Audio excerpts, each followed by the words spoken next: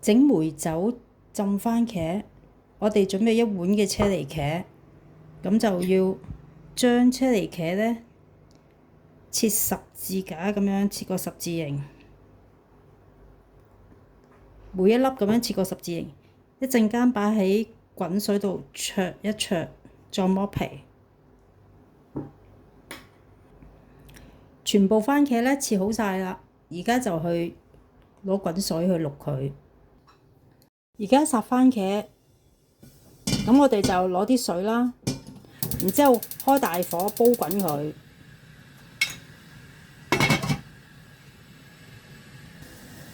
水煲滾啦，直接將個車厘茄倒落去。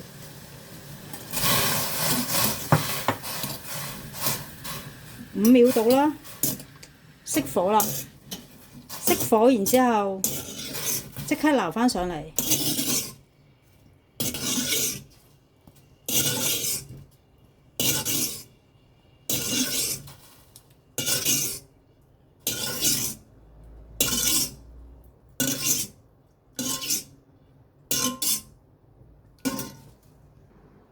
依家可以進行剝皮啦，因為頭先烚咗一下就好快甩㗎啦，好易開到㗎啦。將啲番茄皮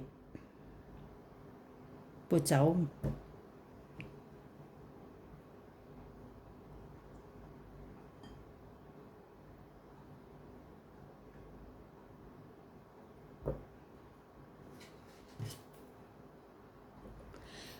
啲番茄剝晒皮啦，就將佢倒落個碗度啦。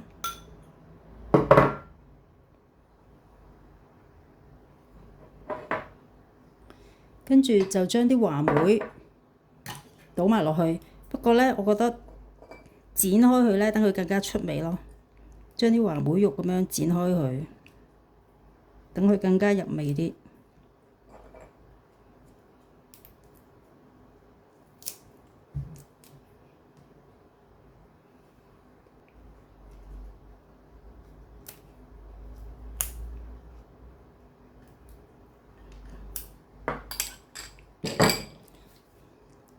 跟住就將自己平時飲開嘅梅酒啦，或者鍾意咩梅酒都得，就加落去，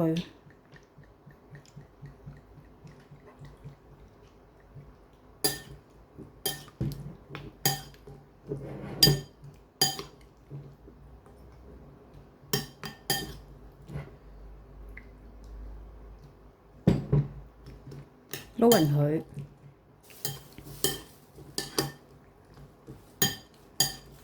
跟住封保鮮紙，擺喺雪櫃雪佢1晚。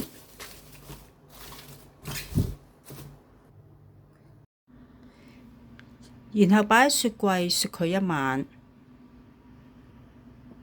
雪咗1晚嘅番茄可以攞返出嚟。